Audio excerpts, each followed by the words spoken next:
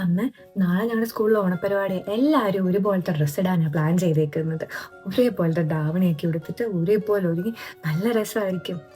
അപ്പോൾ എനിക്ക് ഡ്രസ്സ് മേടിക്കാൻ വേണ്ടിയിട്ട് ഒരു 1000 രൂപയും കൂടെ തരുമോ? 1000 രൂപയോ? നീ എന്തറിഞ്ഞിട്ടാ പൊന്നു നീ സംസാരിക്കുന്നത്? 1000 രൂപ കൊടുത്തിട്ടുള്ള ഒരു തുള്ളാൻ പോക്കും ഇവിടെ വേണ്ട. 1000 രൂപ പോലും. നിനക്കൊരു കാര്യം അറിയാമോ? അടുത്ത ആഴ്ച ഓണമായിട്ട് ഇവിടെ അരി പോലും മേടിച്ചിട്ടില്ല. അതിന് പോലും ഇവിടെ പൈസയില്ല. അപ്പോഴാണ് നിനക്കാണെന്നുണ്ടെങ്കിൽ ഓണത്തിന് തുള്ളാൻ പോകാൻ വേണ്ടിയിട്ട് ഒരു ദിവസത്തെ പരിപാടിക്ക് വേണ്ടിയിട്ട് 1000 രൂപ. പൈസ ഉള്ളവൻ്റെ മക്കൾ അങ്ങനെ പലതും ചെയ്യും.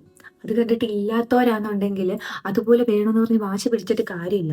നീ നിന്റെ അച്ഛൻ്റെയും അമ്മയുടെയും സാമ്പത്തിക സ്ഥിതി മനസ്സിലാക്കി വേണം ജീവിക്കാൻ. നമുക്ക് ഇത്രയൊക്കെ നമ്മളെ കൊണ്ട് കൂട്ടിയേ കൂടത്തുള്ളൂ. നിന്നെ പഠിപ്പിക്കുന്നു, നിന്റെ ചേച്ചിയെ പഠിപ്പിക്കുന്നു. ഇതെല്ലാം പോരാഞ്ഞിട്ടാണ് അവിടെ വീട്ടു ചെലവും കാര്യങ്ങളും എല്ലാം കൂടി നിന്റെ അച്ഛൻ എന്ത് കഷ്ടപ്പെടുന്നുണ്ട്. അങ്ങനെ ഉള്ളപ്പോഴാവുക 1000 രൂപ. അമ്മ, എല്ലാരും പോകുന്നുണ്ട്, ഞാൻ എന്തിട്ടിട്ട് പോകും? എനിക്കും വേണം, എനിക്ക് പുതിയ ഡ്രസ്സ് വേണം. അലമാരിയിലാണെന്നുണ്ടെങ്കിൽ ചേച്ചിയുടെ പഴയ ഡ്രസ്സോ അല്ലെന്നുണ്ടെങ്കിൽ കഴിഞ്ഞ വർഷത്തെ എന്തെങ്കിലുമൊക്കെ കാണും. നീ അതിൽ ഏതെങ്കിലും നല്ല ഒരെണ്ണം നോക്കി ഇട്ടുകൊണ്ട് പോവാൻ നോക്ക്. ഒരുപോലെ എല്ലാം എടുത്തിട്ട് തുള്ളാനും ഒരു ദിവസത്തേക്ക് 1000 രൂപ. 1000 രൂപ ഉണ്ടെങ്കിൽ എന്തെല്ലാം ചെലവ് ഇവിടെ കഴിഞ്ഞു കിട്ടും. ചെല്ല്. നീ ചിണുങ്ങിയിട്ടൊന്നും കാര്യമില്ല.